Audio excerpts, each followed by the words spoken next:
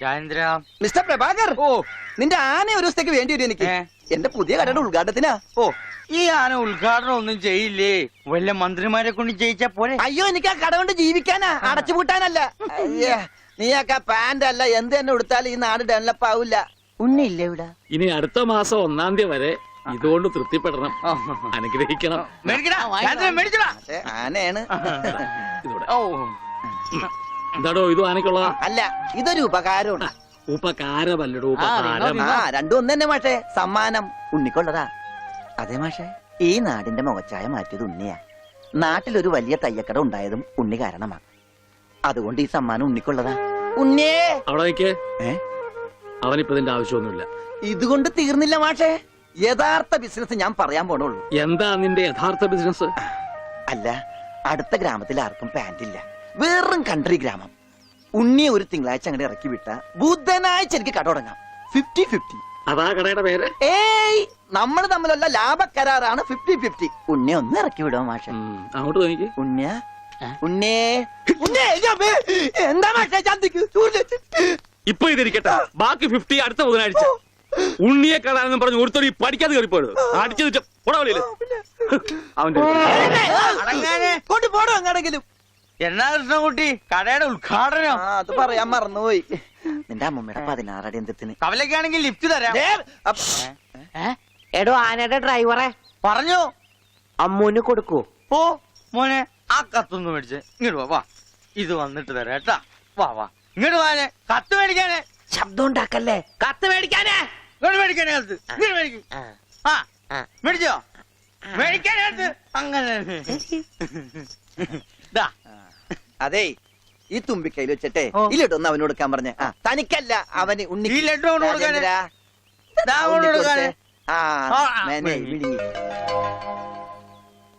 എന്റെ കൃഷ്ണൻകുട്ടി ചേട്ടാ. എനിക്കായിരുന്നു കത്ത്. കത്തിലുള്ളതല്ല, ഞാൻ പറഞ്ഞതാ. ഇത് മുഴുവൻ ഇംഗ്ലീഷിലാണല്ലോ. ചിലപ്പോ മലയാളത്തിൽ എഴുതിയപ്പോ തെറ്റിപ്പോയതായിരിക്കും. ഇതെങ്ങനെ വായിക്കും? ഒന്ന് വായിച്ചേ. തന്നെ ഇത്രയോ? OHMYDEAR.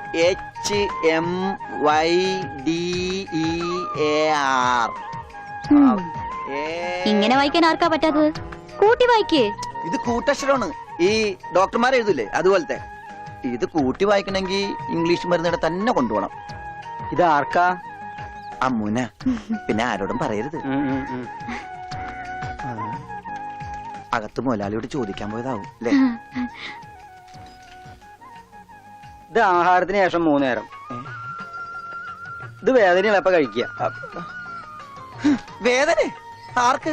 അപ്പൊ താൻ ഇങ്ങനെയല്ലേ മരുന്ന് കൊടുക്കുന്നത്? ശരിയാക്കി തരാടോ, ശരിയാക്കി തരാ. ഈ കണക്കിന് തന്നെ വിശ്വസിച്ചൊരു പെണ്ണ് ലവ് ലെറ്റർ തന്നാ താൻ അവർക്ക് കൊടുക്കുന്ന വയറിളക്കാനുള്ള മരുന്നായിരിക്കുമല്ല. വന്നേ വന്നേ.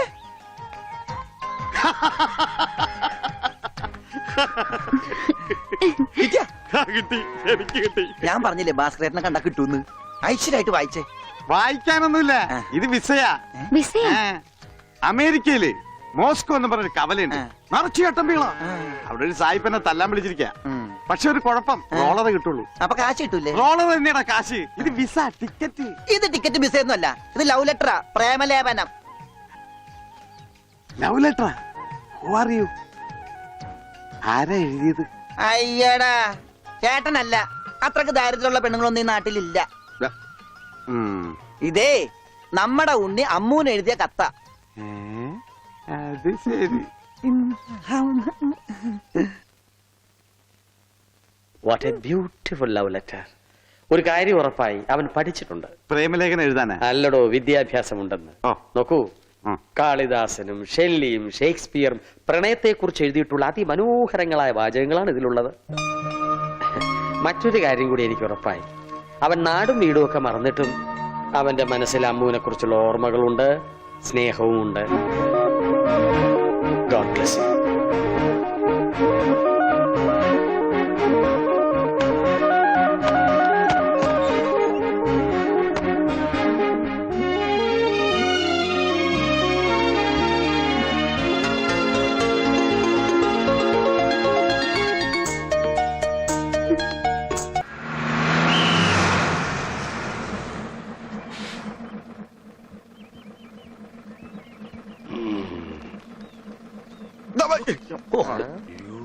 പോ.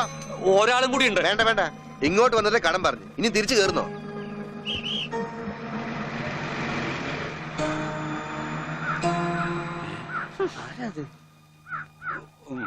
നമ്മുടെ പണിക്കരല്ലേ അത്?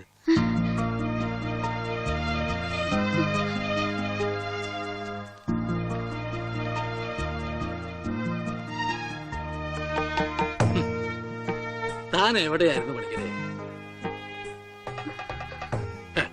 താനെന്താ ഒന്നും മിണ്ടാത്തെ? എന്റെ മാഷെ, മാഷയുടെ മകൻ ഉണ്ണികൃഷ്ണനില്ലാതെ ഞാൻ എങ്ങനെയാ നാട്ടിലേക്ക് മടങ്ങി വരിക? അതുകൊണ്ടാ ഇത്രയും നാൾ ഒളിവിൽ കഴിഞ്ഞത്. അവനെ നഷ്ടപ്പെട്ട അന്ന് മുതല് മാഷ് കൊടുക്കണ പരസ്യം ഞാൻ കാണാറുണ്ടായിരുന്നു. ഇപ്പൊ കുറച്ചു കാലമായിട്ട് പരസ്യം കാണാതായപ്പോ ഞാൻ വിചാരിച്ചു ഉണ്ണി വന്നൂന്ന്, അല്ലെങ്കിൽ മാഷ് മരിച്ചു എന്ന്. ഇതിലേതാ മാഷെ സംഭവിച്ചത്? എടോ പണിക്കരെ, ഉണ്ണി വന്നു. ഉണ്ണി വന്നു. എവിടെ നിക്കണു? ഉണ്ണി, നീ അങ്ങ് തടിച്ചേ നിക്കണു. ഉണ്ണി, ഓ അയ്യോ, തൃപ്തിയായി. അയ്യോ, ഇത്രയും കാലം അലഞ്ഞു തിരിഞ്ഞ് നടന്നെങ്കിലും അതിനൊരു പരിസമാപ്തി ദൈവം തന്നൂലോ. എന്റെ ഉണ്ണി, അന്ന് നീ എവിടേക്കാ പോയി? പണിക്കരെ, മുണ്ട് മുറുക്കി കൊടുത്തോളൂ കേട്ടോ. കഴിഞ്ഞ 10-17 കൊല്ലമായിട്ട് മുണ്ട് മുറുക്കന്നെയാ നടക്കണേ, പട്ടിണിയായിട്ടേ. ഇത്രയും കാലം പണിക്കരേട്ടൻ എവിടെയായിരുന്നു? അത് പറഞ്ഞാലും തീരില്ല. കൊറേ കാലം തമിഴ്നാട്ടില് ரொம்ப അഴകാന ഇടം, അങ്ങ നിന്നും കർണാടക, പിന്നെ കൊറേ കാലം ഹിന്ദിക്കാരുടെ കൂടെ. ഹരേ വിളിച്ചപ്പാടേ, ഹിന്ദിമേ ബോലോ ബായ്. അച്ഛാ, അച്ഛാ, ബഹുത്ത് അച്ഛാ. ഓ, ഈ നാട്ടിൽ ഒരാൾക്കെങ്കിലും ഹിന്ദി അറിയാലോ. ഏതായി കുട്ടി? അല്ലേ, പണിക്കരുടെ മകളാ. ഓഹോ, ഏത് പണിക്കരുടെ? ഓ അച്ഛാ, അച്ഛൻ എന്നെ മനസ്സിലായില്ലേ? അച്ഛന്റെ അമ്മുവാ ഞാൻ. അമ്മോ, മോളെ, അച്ഛനെ എന്നെ മനസ്സിലായില്ലോടി. മോളെ, അച്ഛന് മോനെ മനസ്സിലായിട്ടാ.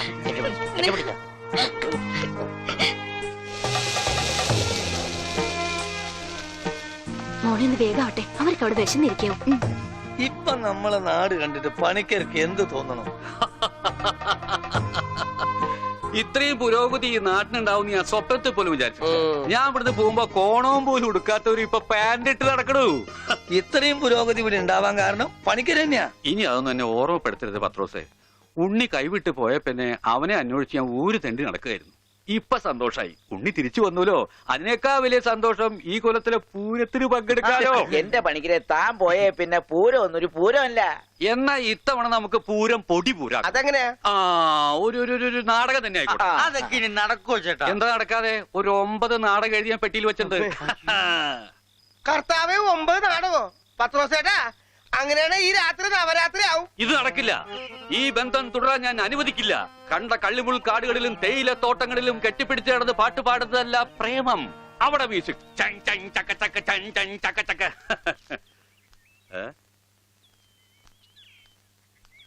എന്താ ഇത്? ഗോപിക്കുട്ടൻ. അങ്ങനെ ഒരു സാധനം. അങ്ങനെ ഒരു സാധനം ഉണ്ട്, അതാണ് ഈ നിൽക്കുന്ന ഗോപിക്കുട്ടൻ.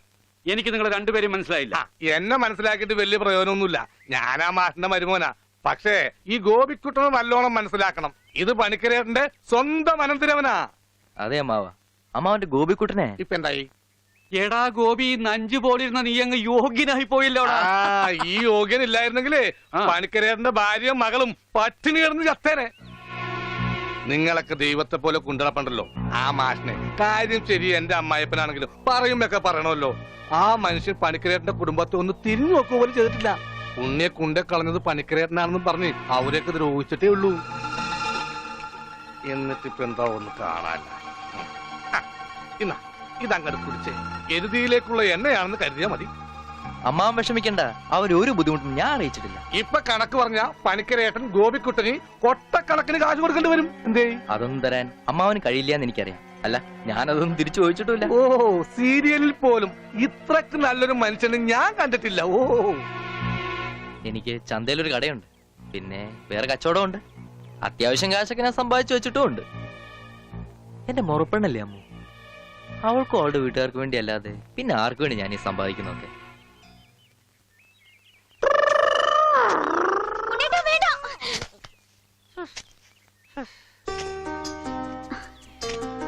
എന്താ ഓടാത്തെ?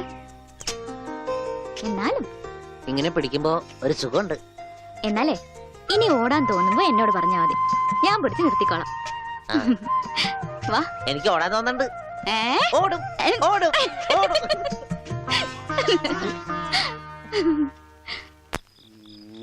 देखो बेटी देखो देखो बेटी देखो എന്താ ചെയ്ത്? നിന്റെ ഷാദി നടത്താനാ ഞാൻ വന്നത്. മനസ്സിലായില്ലേ? ഷാദി എന്ന് വെച്ചാ തിരുമണം. ഷാദി കാ കപ്പട. റിഹേഴ്സൽ കഴിഞ്ഞാ കല്യാണം, കല്യാണം കഴിഞ്ഞാ നാടകം, പിന്നെ റിഹേഴ്സൽ. നിങ്ങൾ എന്തൊക്കെയാ പറയണേ? നിങ്ങൾക്ക് എന്താ പറ്റിയേ? കല്യാണം കഴിഞ്ഞ റിഹേഴ്സൽ, അതിനു മുമ്പ് റിഹേഴ്സൽ വെച്ചാൽ ശരിയാവില്ല. എന്നെ ഗർഭരണിയാക്കിയിട്ട് നിങ്ങൾ സ്വന്തം ഭാര്യയുടെ കൂടെ ജീവിക്കാണല്ലേ? പറഞ്ഞു വരുമ്പോ എനിക്കാണല്ലേ കുറ്റം. പാലു തെളിവിനായി മീന്റെ വയറ്റിൽ കിടക്കണ എന്തെങ്കിലും. എന്റെ വയറ്റിലെ കുഞ്ഞിനെ പറ്റി പറയുമ്പോൾ മീന്റെ വയറ്റിലെ കുഞ്ഞിനെ കുറിച്ചാണ് പറയുന്നത്. അവിടെ ഇരിക്കേ. ഒരു പ്രസ്റ്റേജ് എനിക്ക് ഓടാൻ തോന്നുന്നുണ്ട്.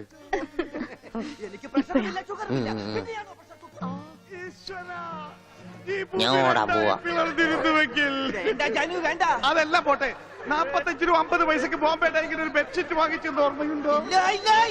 എല്ലാം പച്ചക്കള്ളം. ഞാൻ ബോംബെ കണ്ടിട്ട് പോലുമില്ല. നീ ബോംബെ കണ്ടിട്ടില്ല? ഇല്ല.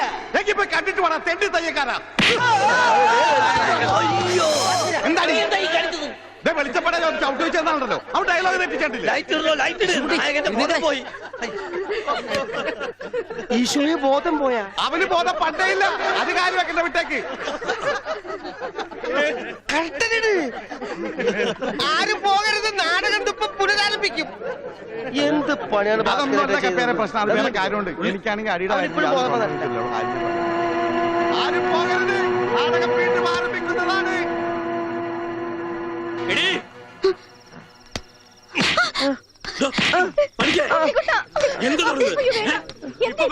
ഇവന്റെ അസുഖം എന്താണെന്ന് എനിക്ക് മനസ്സിലായില്ലേ? പണിക്കരെ നിങ്ങൾ കാണിച്ചൊട്ടും ശരിയായില്ല. അത് പറയാൻ നീ ആരടി അസത്തെ?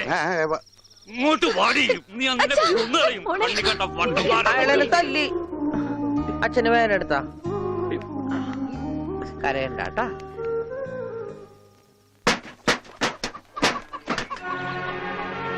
പോയിക്കോ, എങ്ങോട്ടെങ്കിലും പോയിക്കോ. ഇത്രയും നാൾ ഈ വീട് നോക്കാനൊന്നും ആരും ഉണ്ടായിരുന്നില്ലല്ലോ. എന്തെങ്കിലും ഒരു ആപത്ത് വന്ന ആ മാഷ വീട്ടുകാർ മാത്രമേ ഉണ്ടായിരുന്നുള്ളൂ. ആ കുടുംബത്തോട് ചെയ്ത ക്രൂരതകളൊക്കെ ഇത്ര വേഗം മറന്നോ? എന്ത് പ്രായശ്ചിത്തം ചെയ്താലും അതിന് പരിഹാരമാവുക. ഉണ്ണേട്ടൻ ഈ അവസ്ഥയ്ക്ക് കാരണം അച്ഛനാ. അച്ഛൻ അതൊന്നും പ്രശ്നമില്ലെങ്കിലും എനിക്ക് ആ കടങ്ങളൊക്കെ വീട്ടണം. മാഷിനോട് ചെയ്ത തെറ്റുകൾക്കൊക്കെ പോയി മാപ്പ് പറയും. എന്നിട്ട് വന്നാ മതി ഇങ്ങോട്ട്. അല്ലെങ്കിൽ ഇങ്ങോട്ട് എന്ന് വെച്ചപ്പോ. പണിക്കരെ, കുട്ടി പറഞ്ഞാലും കാര്യമുണ്ട്. താൻ ചെയ്തത് പൊറുക്കാനാവാത്ത തെറ്റ് തന്നെയാ.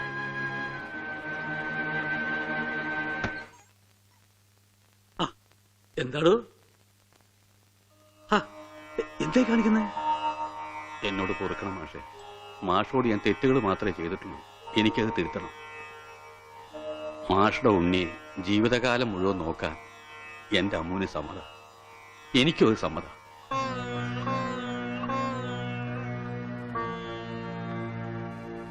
ഒരു കടപ്പാടിന്റെ പേരിൽ സുഖമില്ലാത്ത എന്റെ മോനെ തന്റെ മോളുടെ തലയെ കെട്ടിവെക്കണ്ട. അതൊന്നും വേണ്ട, മറന്നേക്ക്.